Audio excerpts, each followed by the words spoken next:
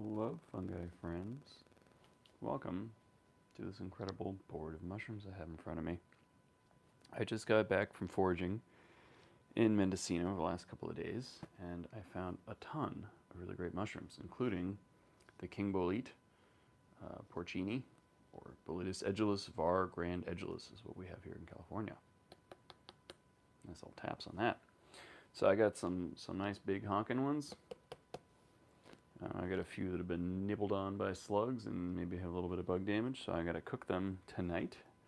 And I just got some real chunky ones. That one's got great taps.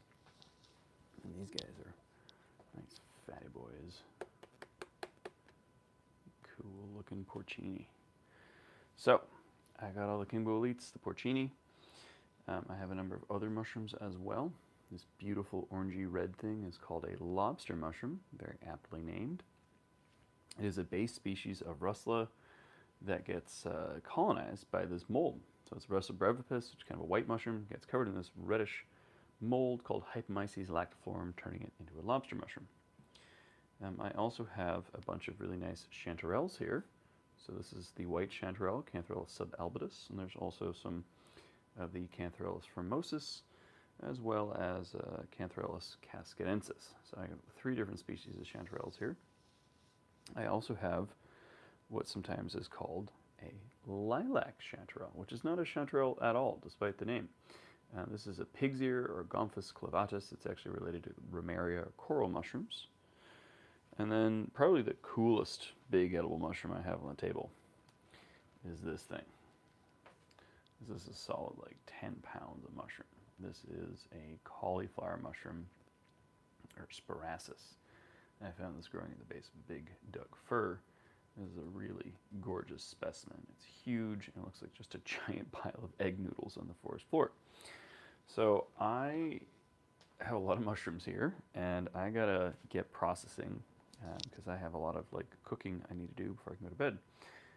I also have these cute little buttons of lexinum, or scaber stalks. These are also edible, but I'm going to work on just getting all the porcini taken care of because there's a lot, and I don't trust that these aren't going to go bad if I put them in the fridge. I think they might get moldy or additional bug damage, so I'm going to do my best to try to get them processed and cleaned up and hopefully cooked all tonight.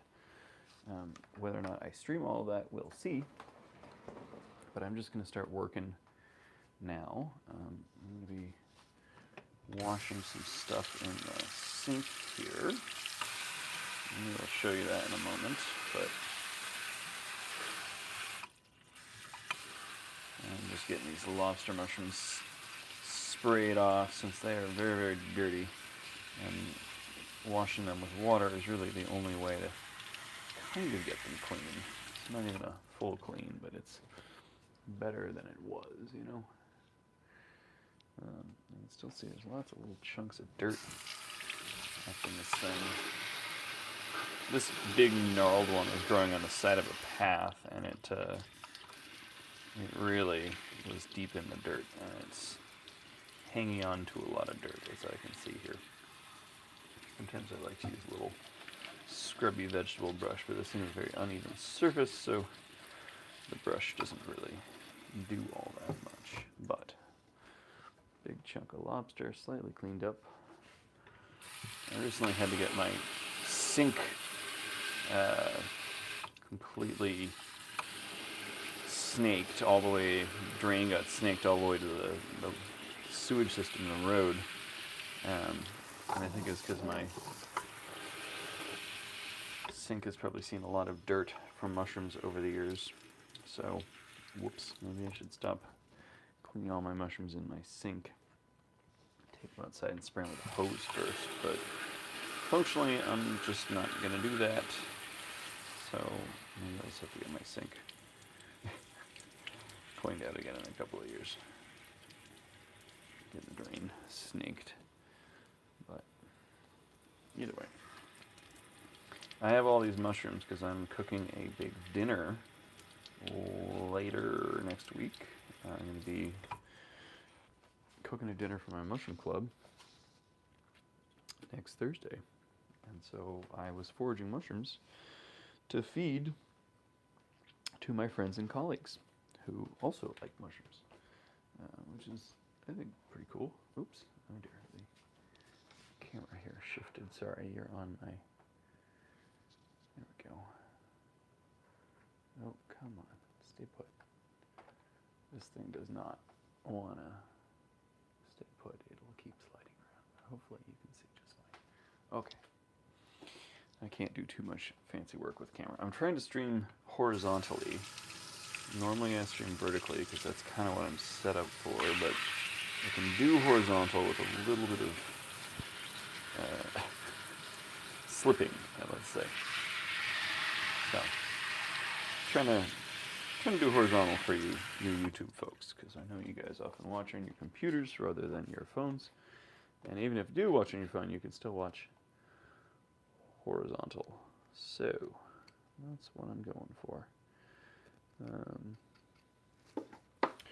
Right. Okay. It's time to start cleaning these porcini. Once I get them clean, then I'm going to chop them up and we're going to start cooking them. So things are going to start happening.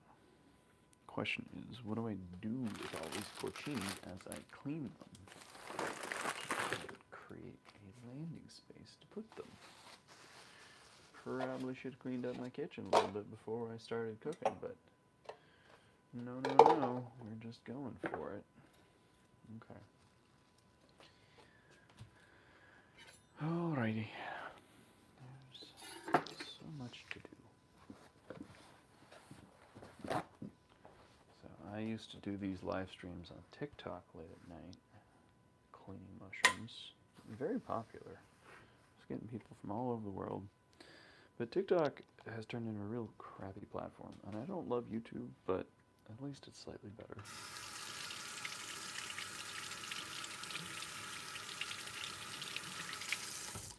I'm annoyed at TikTok because they keep flagging all my videos for whatever reason. Or at least my live streams, which is annoying. And YouTube recently flagged one of my videos. It was an educational video. Said it was, all sorts of bad stuff. It wasn't. It was just teaching people about Gymnopolis. But anyhow, I have gripes with all the platforms and various reasons and various things. But in the meantime, we're just going to clean mushrooms and cook mushrooms. Because that's what we do. That's what I do, and that's what I need to do. Because I have all of this food sitting here, and if I don't cook it soon, it could go off on me. So I'm just kind of rinsing these, giving them a quick wash, and I'm taking some chunks out of ones that, there's some stubborn dirt or a little bit. Ooh, this is quite a bit of bug damage on it. So I'll just keep working through these.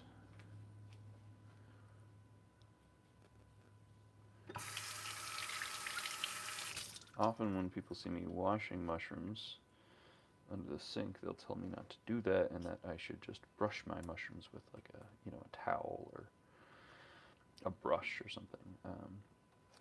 Which always cracks me up because people act like a mushroom can't get wet, and I'm like, it came from the woods, right? Where it was getting rained on, like, every other day, right? That was what making it grow. And getting it home to your kitchen doesn't suddenly mean that mushrooms become, like, allergic to water. They can handle getting wet just fine. And really, getting them wet is the only way to clean them. Really, there's a lot of dirt and stuff that is on mushrooms that you can't really get off until you wash it. And you can brush off a lot of it, but there's some of the dirt that's just like really deep in those mushrooms, and then your mushrooms are going to taste like dirt. And I don't know about you, but I don't like eating dirt. I mean, I know we've regressed a lot as a society here, but hopefully we're not at the point of eating dirt, Let's see, can I show you guys a little bit what I'm doing with my cleaning process here. This is where my camera's going to slip. Oh, no, don't do that. Come on, stay put.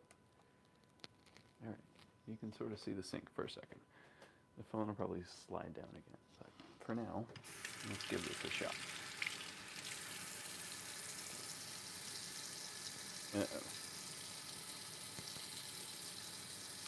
This is also that point where, you know, when I was in the woods, a lot of mushrooms looked good to me, and then as you get them home, you sort of say, yeah, maybe this is when I should have left, or I have to like trim really aggressively to get all the bug damage out.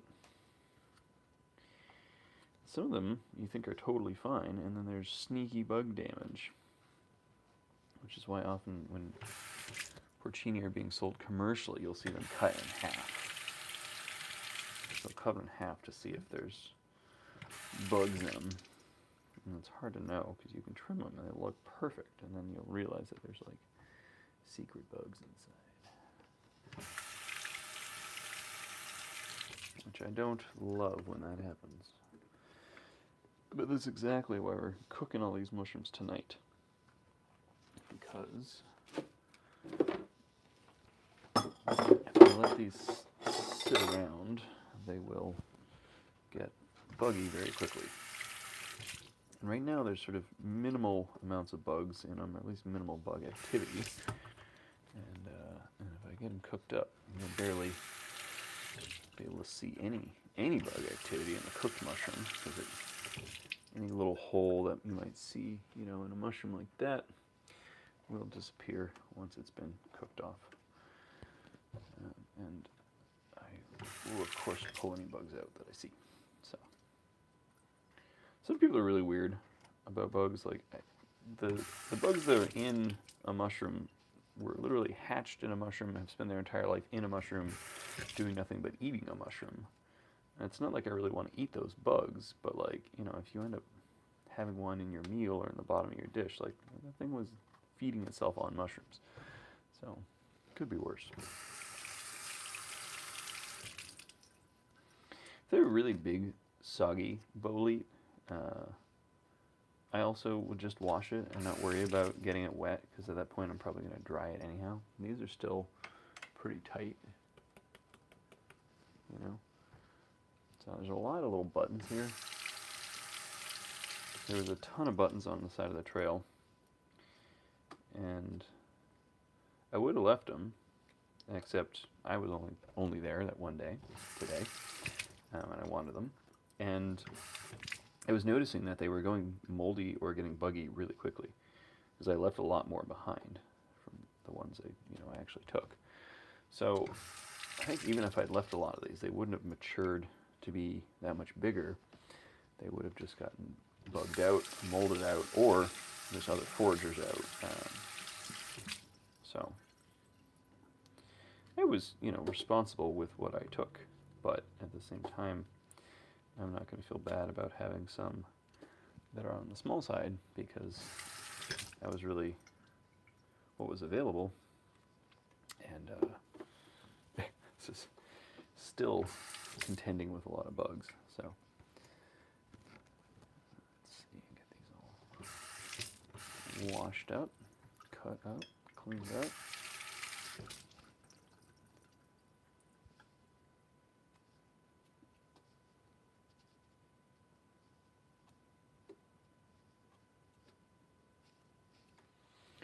With some boletes, you'll see some sort of yellowish stuff near the base, and in my experience, that is the beginning of a hypomyces mold infection, and so it's really a good idea to cut off that yellow stuff, because hypomyces on boletes is toxic and also very bitter, and so it can just ruin both the flavor and the edibility of your boletes.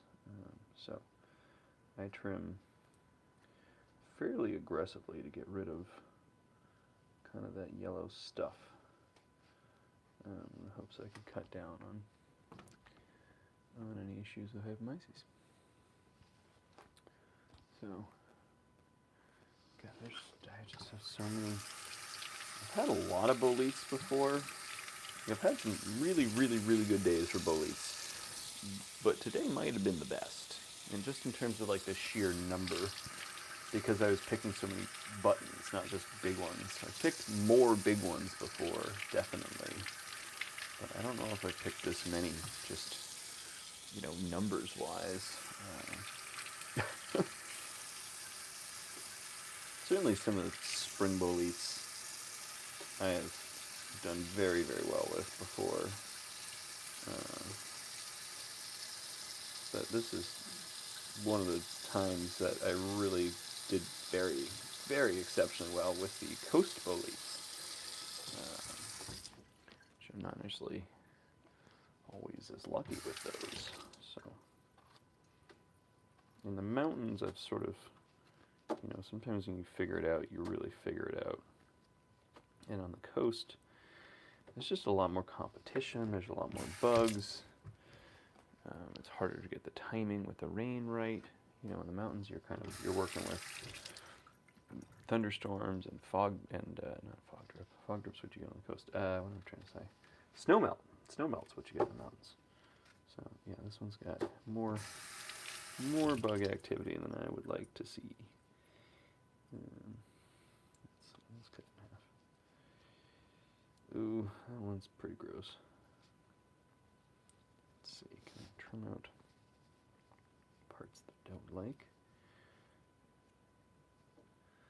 Some mushrooms, maybe I should just decide are too buggy. I do have a lot of mushrooms here. Yeah, fair. The problem is, like, on some of the small ones, the texture's really tight. Even if there's a couple bug holes, it's still good. You just have to look really at, like, the internal structure of the mushroom and see if it's been compromised to the point that the texture won't be good to eat. And that does depend somewhat on the size and how many bug holes there are. Again, if I said no to any mushroom with any metabug damage, I wouldn't have very many mushrooms here. And I have a lot of mushrooms here because I'm not super picky about a little bit of bug damage. Because again, it really, once you cook them off, you just don't notice it. I'm also not picky about boletes that have been munched on by slugs. That was like half the way I was finding boletes. I was just watching the slugs, seeing where they were going. And they would lead me to big patches of boletes, because that's what they were eating. They were having a grand old time snacking away on boletes. Eating them up.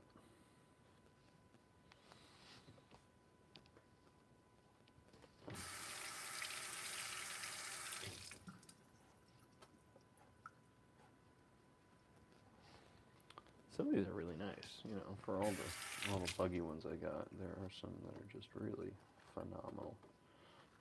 This one's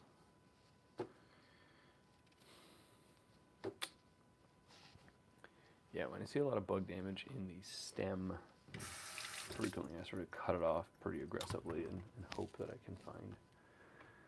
Whoop, God, these are slippery. Okay, I guess I gotta put them back on the board. Yeah, I'll cut out bug damage in the stem, but usually the bugs don't get too far in the cap.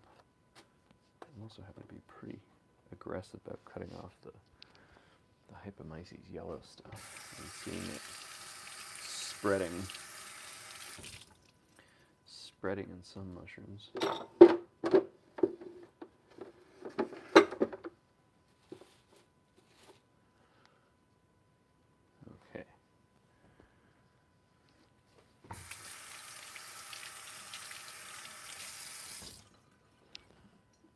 God, I have so many mushrooms here. I have to just sit around and cook mushrooms every day for the next week. This is like what I have to do. It's my job. Cleaning all these mushrooms. Oh my goodness. Come here. Come here. They get kind of slippery when they're wet.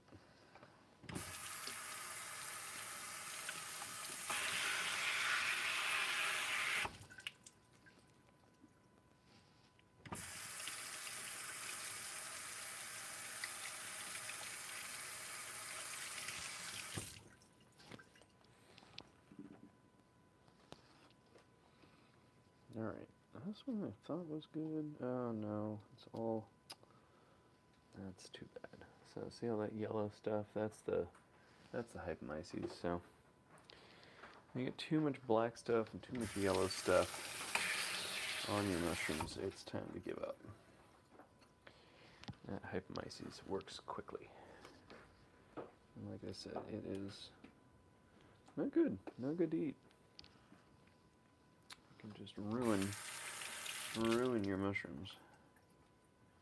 And it's both bitter and toxic, so it's a really good reason to avoid it.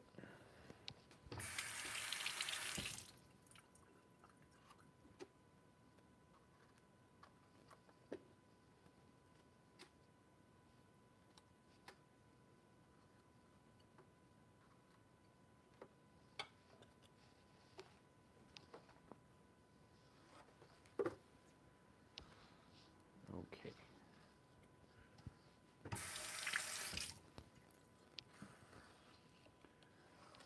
Some nice big ones here.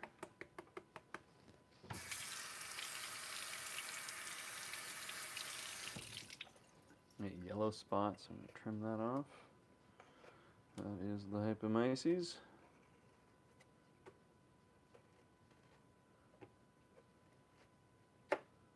See it trying to make inroads on my mushroom, but I do not want it. Do not want that on my edible mushroom.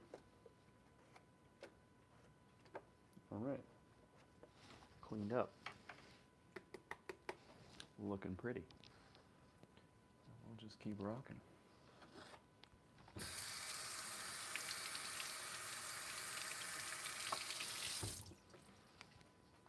That's a nice big one.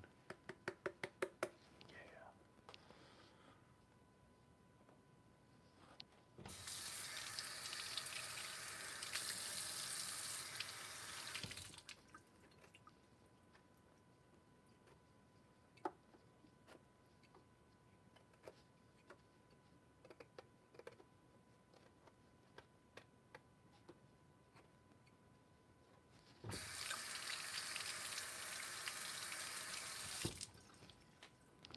Okay, I can sort of see an end in sight to cleaning the boletes at least.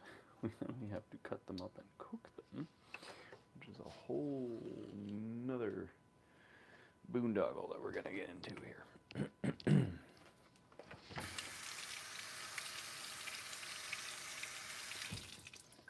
That's a nice one. I appreciate the ones I don't have to trim too much. Yeah. When they're good, I don't have to cut a bunch out. I can just eat them. The ones that have questionable amounts of bug damage or mold damage that kind of I have second guesses about. But some of these are really phenomenally nice. And I don't have to do anything special to them. I just gotta cook them. But then sometimes the ones you think are super nice end up, having secret bug damage inside. And some of the ones you think are all screwed up are actually almost totally fine. They just, have like a bug hole or two kind of thing. It's just the nature of mushrooms. This, I think, is probably the nicest one I got all day. Love it.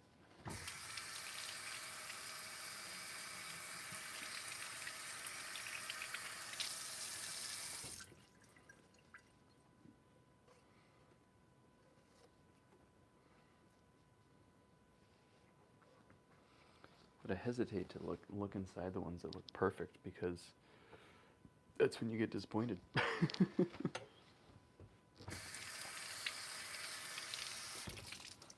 thought this one's perfect, but it definitely has some bug damage, so we'll cut into it and see how bad it is. The flesh still looks really, really fresh, so I don't think it's not too bad. It's not a total, when they get all spongy inside, that's when I don't bother. This one looks pretty good.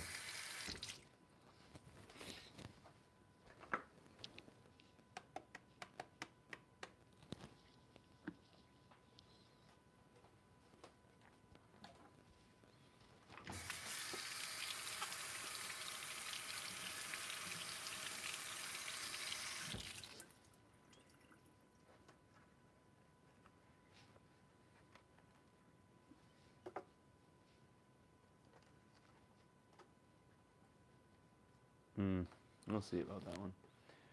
It's a nice looking porcini from the top, but from the bottom, just some questionable looking stuff.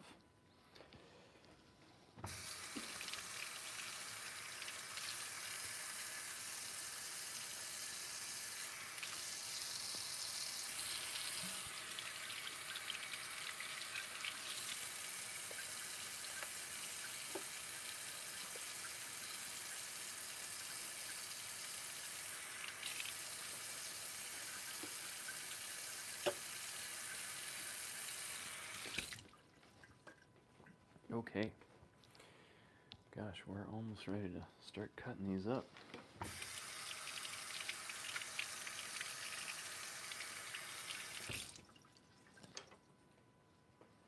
Okay. Great.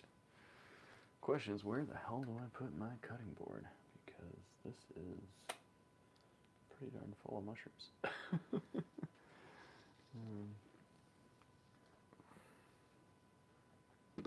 Whoopsie daisy. Dropping my Lexinum on the ground. Okay, pick this up. I think we can sneak a cutting board over here somewhere. Oh my goodness. Alright, how do we do this?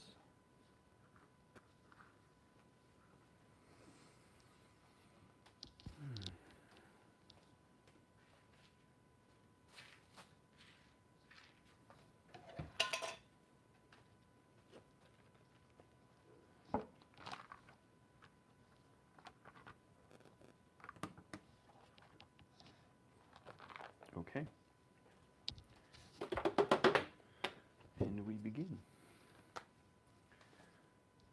Just break my mic. There we go. Clean my knife off real quick.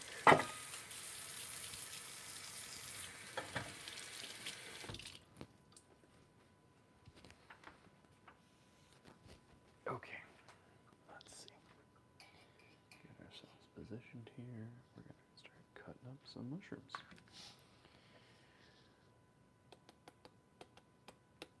I'm not going to tap every one, but the ones that I think are worth tapping, I'll give them a little tap.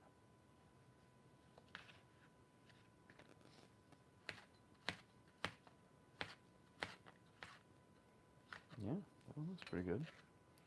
Not a lot of bug damage. Stem looks alright too.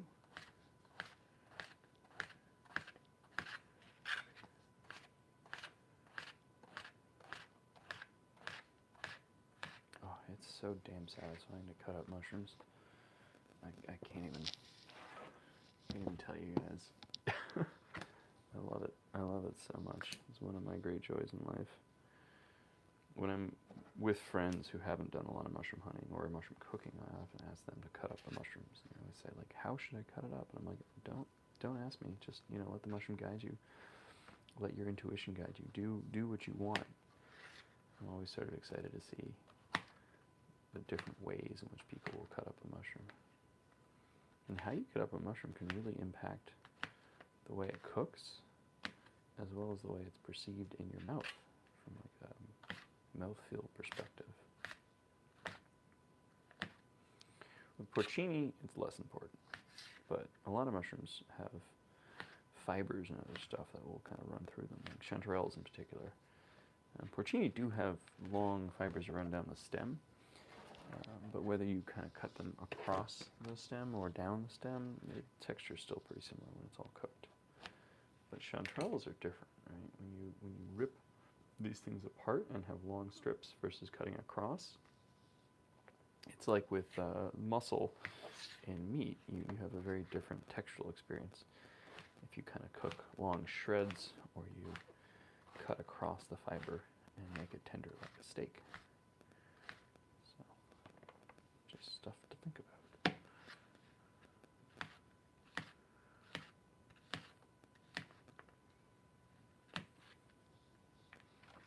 Alright, chopped porcini. I'm sticking these all right into a pan. I'm going to get that heated up and cooking. We'll just keep slicing through these.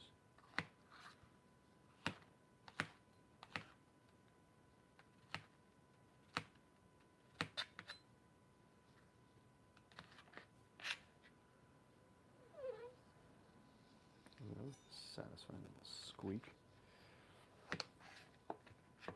It's a nice fatty porcini, so let's cut this up.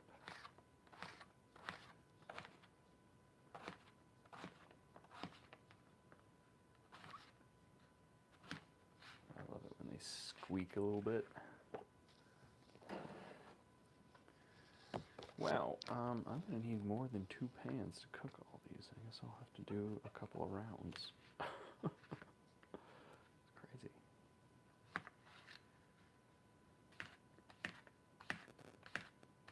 I've cooked a lot of porcini before, but I've never cooked so many that are like really at this sort of perfect early stage. Usually a lot of those I cook are getting a little bit older. Or I'm cutting a bunch of stuff to dry it, and with these, I'm not going to bother to dry them. And most of them, I don't think there's any reason to take off the pore layer because it's not yellow yet. It's still white and really firm.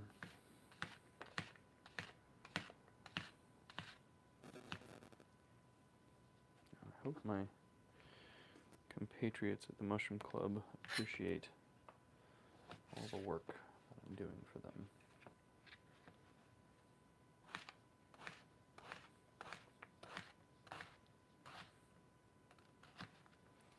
Foraging really is a labor of love.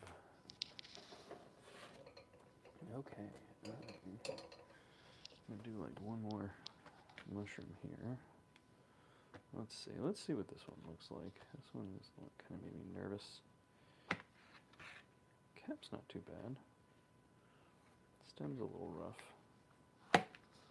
but it could be okay. I think it's all right.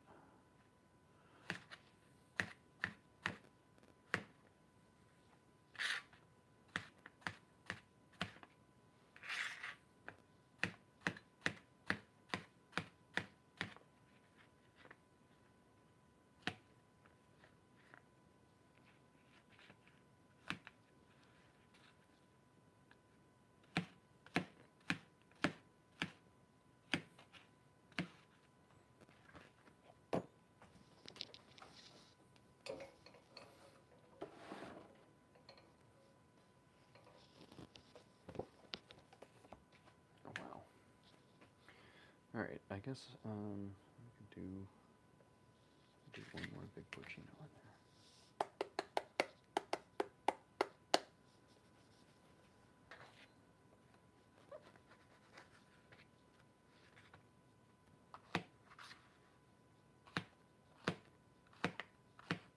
Oh, it's perfect.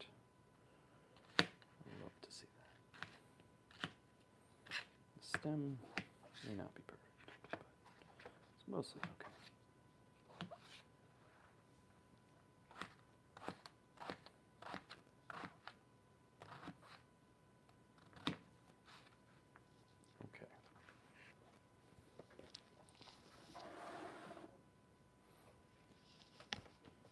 So, I've got a really big pan, completely full of boletes here. And my trick to cook these is I'm going to fill this with about a 1/4 inch of water and put a good amount of salt on and just put it over high heat and let it turn into soup, essentially. It will kind of become a big puddle, and as it cooks down, the water will evaporate and will concentrate the flavor, and then eventually, when the water all cooks off and they're starting to stick, I can add a little bit of oil and start actually frying them. And this is the method known as a dry fry or dry saute, because you're not using any oil to start them. And actually, technically, because I'm putting water in, it's sort of a wet saute. But either way, this is sort of the preferred method for cooking wild mushrooms, and for me in particular, porcini. Oh, okay. Now, I'm going to need another pan. This one just ain't big enough. It's not going to cut it. I'm going to get a really big pan.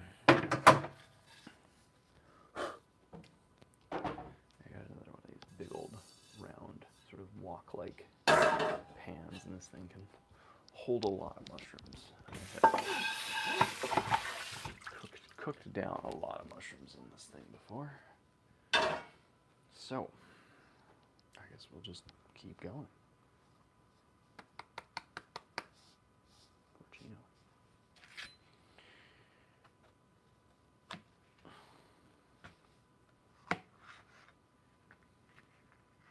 Oh, that's like perfect up there. See that? It's really nice. And that's what I love. The cap is perfect. But the stem had a little bit of stuff in it. But you never know.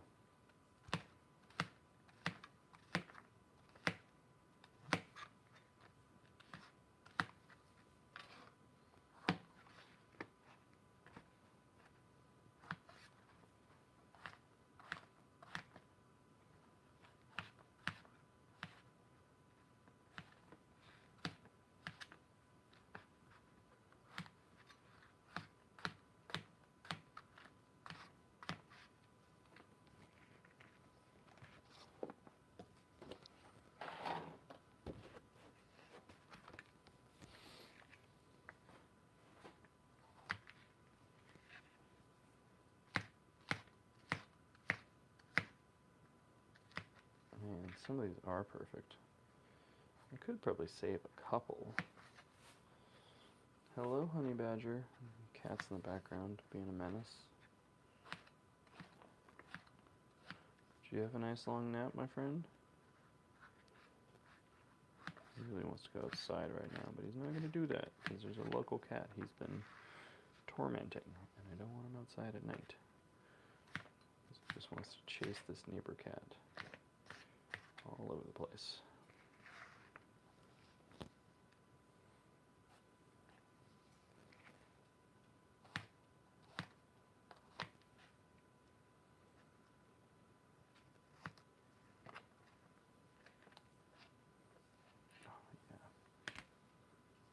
That looks perfect, right?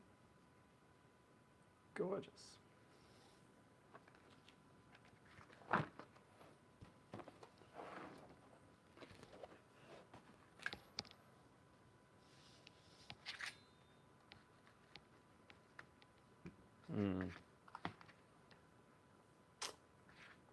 This cap, I might reconsider.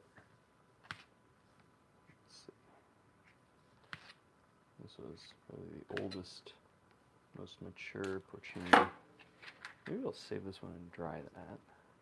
I'll just keep working on these other ones that are good to go.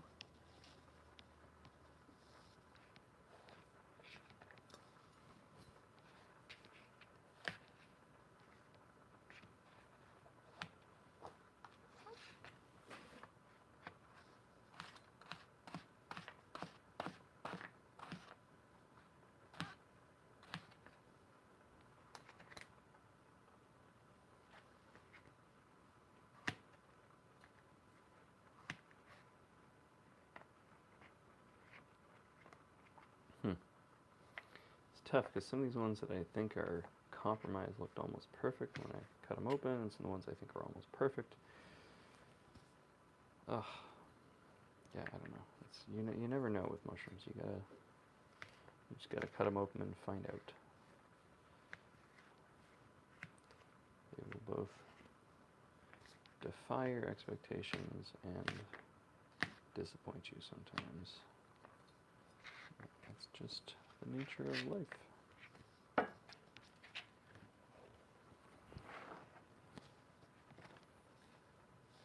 Yeah, I'm gonna have to do, I don't know how many pans worth of mushrooms I'm gonna have to cook here, but probably at least 3. Most I've ever done in a night was 4, but that's because those porcini were so big.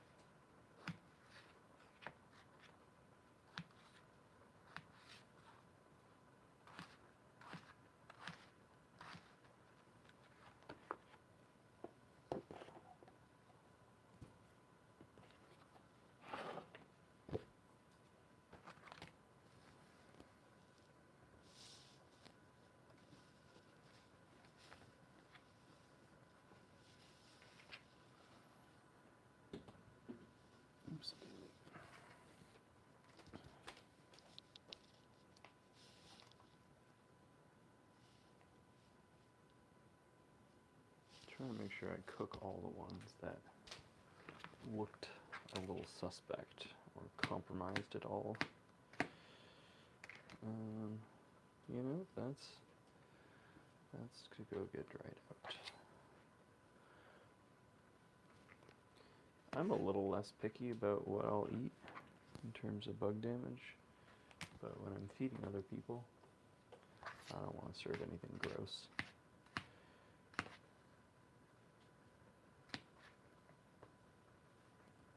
Yeah.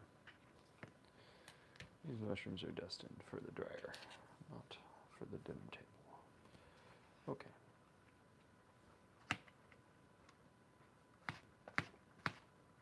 Yeah, this one's okay.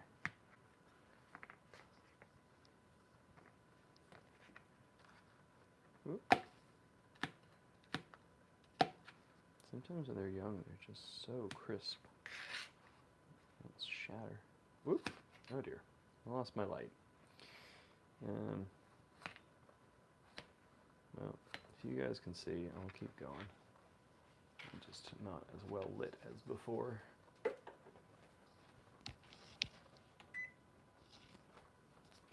Sorry, I have to deal with all the weird shadows in my kitchen. I have sort of a stand with a light attached. The light feeds off of a little battery pack that I guess I have not charged in a while. Because I haven't really been live streaming much recently, so. Oopsie daisy. Oh. You guys got good lighting for most of it. Okay, just keep cutting up and cooking mushrooms. That's what we're doing.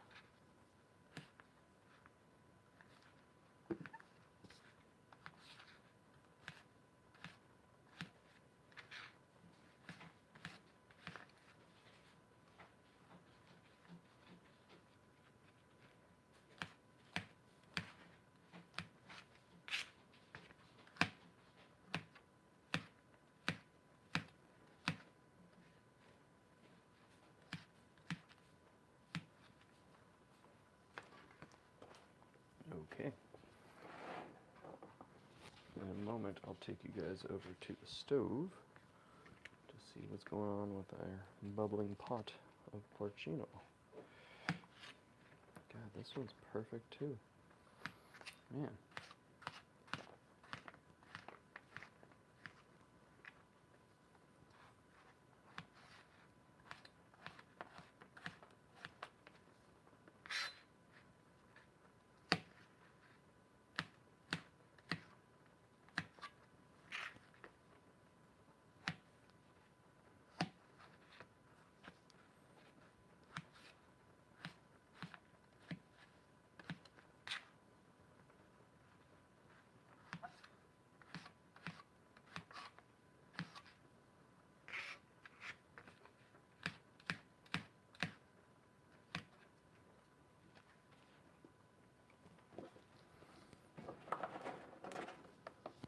Wow, that's so many porcino.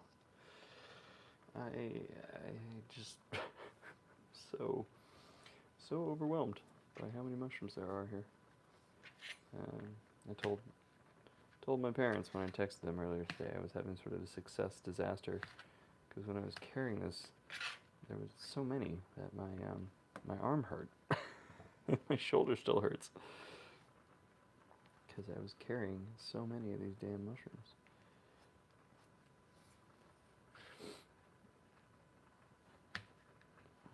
Which I think is kind of hilarious. I mean, that, like, you know, hell, if you're going to get a shoulder issue, it may well be from carrying so many porcini. Kind of ridiculous.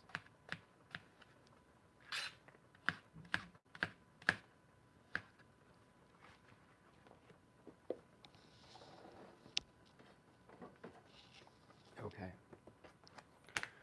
That's almost enough to fill the pan. Grab a couple more. Look a little compromised here. Yes.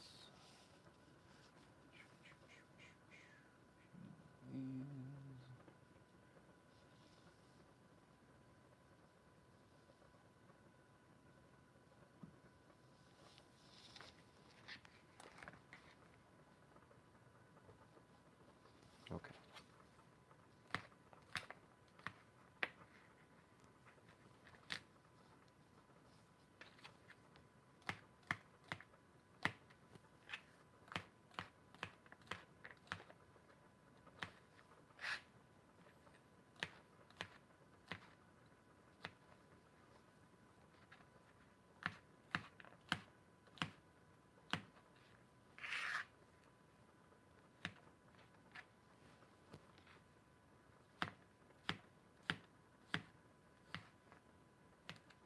Okay. Great.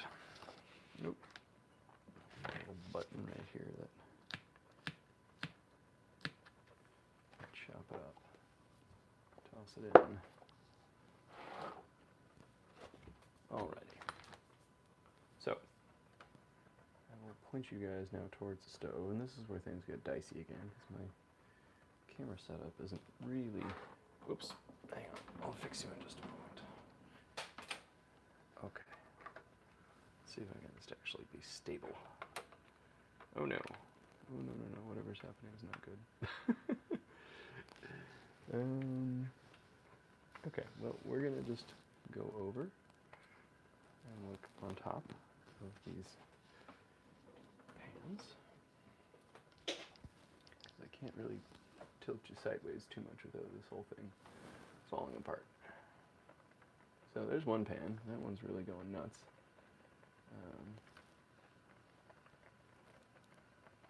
Since you can see them both.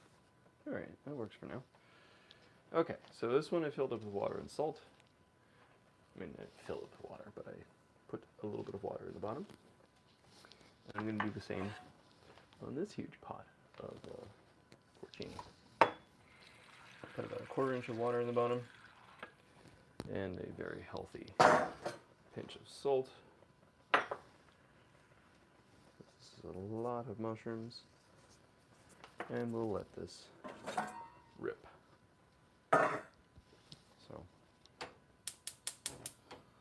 this one will also get all soupy like that one, but the soup will eventually cook off, and we will be left with utterly delicious porcini that are then ready for any number of different culinary applications. I'm cooking these all off and prepping all this, and the whole reason I went mushroom hunting was to get some mushrooms for my mushroom club, because I'm hosting a big dinner next week. And so now I have mushrooms to feed my club. But to make sure that I get to feed them these mushrooms, I've got to do the work right now. So that's what I'm working towards at the moment. Yeah, I probably get another hour or more of doing this before I can go to bed. Whew. Late nights cooking mushrooms. Won't be my first, and hopefully won't be my last. I don't love doing this part, but it is sort of a necessary thing to do when you forage and hunt mushrooms. You know, can't come home and take all those beautiful mushrooms and just let them sit there and rot. No, you gotta take care of them. You gotta do stuff with them. So this is me doing the work. But yeah, there's quite a bit more work to do. More mushrooms to cook, things to clean. Also, I gotta somehow make room in my fridge for more of these mushrooms.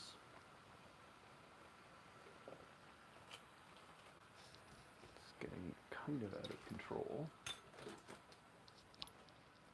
Alright, I'm gonna put you guys over here so you can hear the pots bubble away.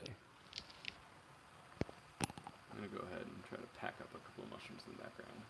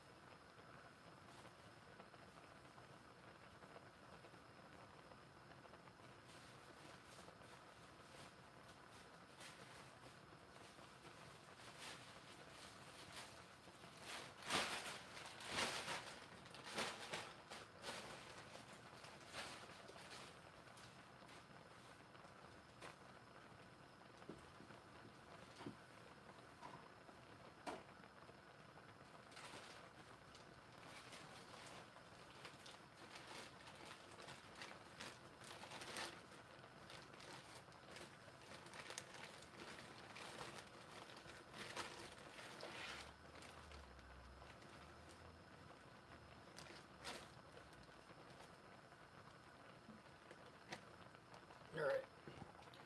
Say goodbye to the Giant's Parasis, because I'm putting this thing in a bag.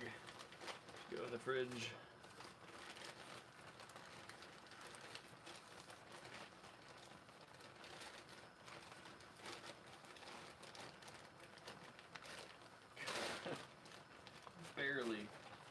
barely fits in a bag.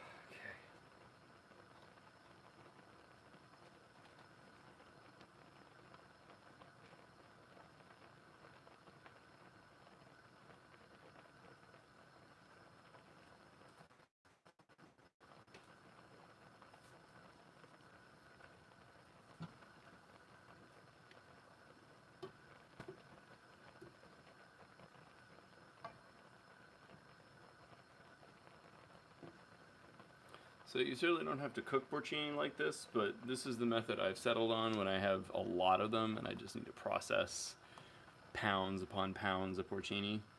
This is sort of the easiest and the most effective way to get them, you know, stabilized. They're not going to degrade once you've cooked them, and there won't be any more bug damage actively happening. You know, if you have one or two porcini, you can fry them up in butter and they'll be fine. But if you have a lot like this and you try to put them in a ton of butter, they'll just get really slimy.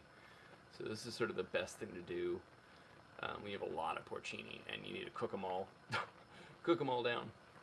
So I'm still just waiting for the water. See, there's a lot of liquid in here, and that's good liquid. I don't want to pour that off. I want to sort of evaporate it and concentrate everything in here. So the flavor gets really good. But it's just gonna take a little while. Take some serious BTUs to get this done. And I still have more porcini, big ones to cut up and cook. Sorry that my light stopped working.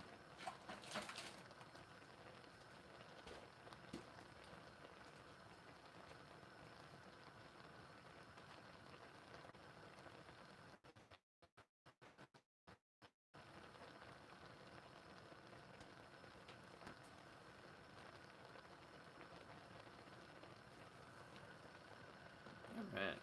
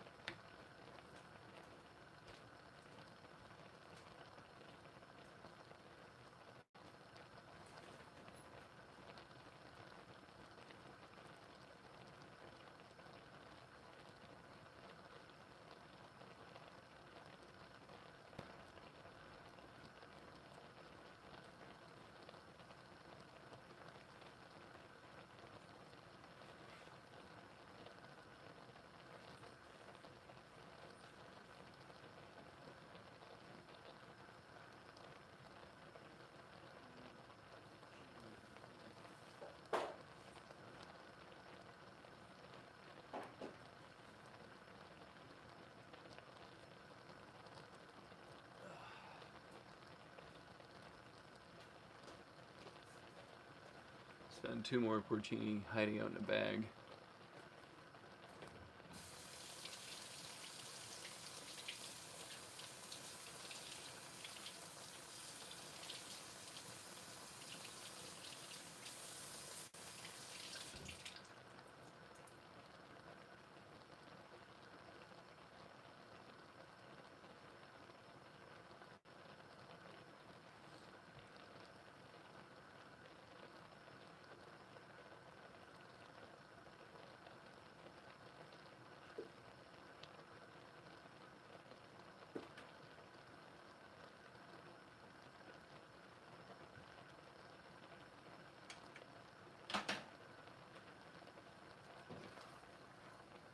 Okay, once these get close to cooking off all the liquid, that's when you want to consider adding some oil. You also want to re-season at that step. Add some more salt. So when I cook mushrooms like this, I add salt in 3 stages. 1, when they first go in the pan. 2, when I add the oil to the pan, right after these things are sort of just starting to stick and all that liquid has evaporated off. So that's 1 and 2. And then the third time I salt them is right when I'm done cooking them. And I'm putting a little bit of like Maldon seasoning salt, like a textural one on top. So for me, that's the best way to season mushrooms. You want to season them to help draw the liquid out. You want to season them when you're going to fry them. And then you want to season them at the very end to make sure that there's some nice crunchy salt crystals right on the surface. And that's how mushrooms taste their best. You want to salt mushrooms kind of like you want to salt potatoes. Most food takes salt at about 2% by weight. And for mushrooms and potatoes, I'd go about 2.5, even almost 3% salt by weight to make them taste their best.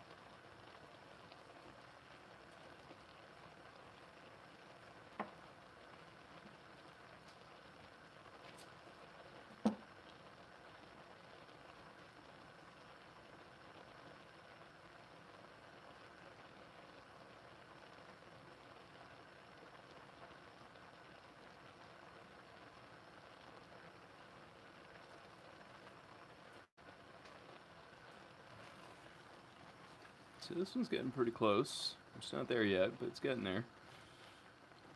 Not a lot of liquid left in the bottom. There's still some. This one's still fully juicy.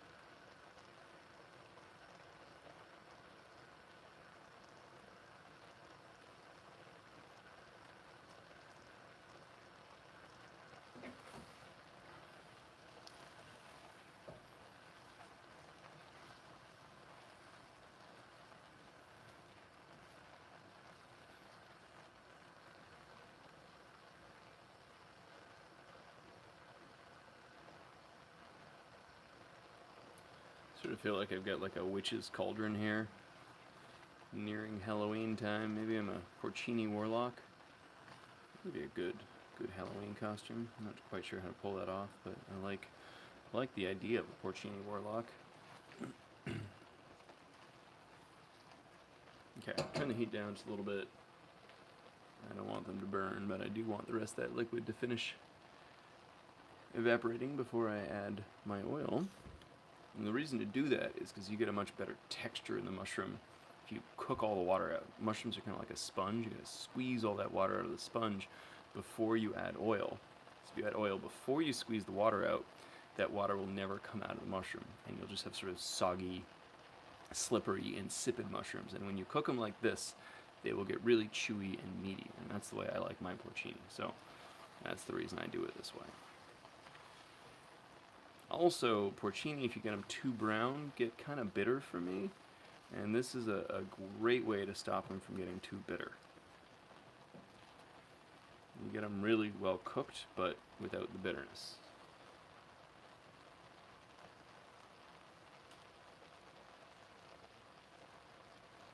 I'm getting impatient here. I'm gonna add more salt, and I'm pretty sure these are right on the edge of sticking, and that water, the liquid that's there, is mostly just foam at this point. There's not a lot of like actual liquid in the pan.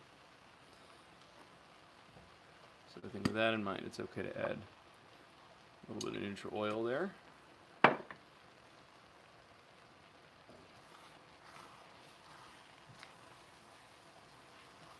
And now that oil will stop this porcini from sticking to the pan and can start browning up and getting real tasty.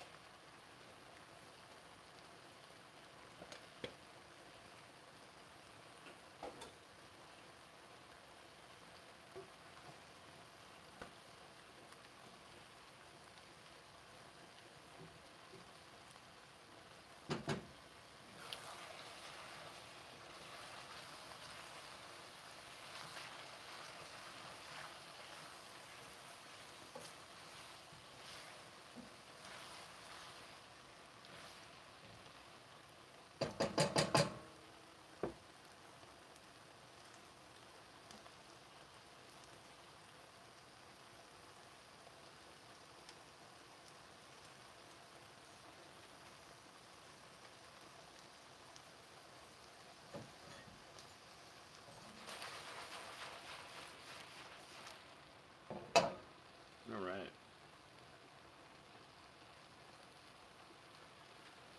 So these are getting pretty close on this side.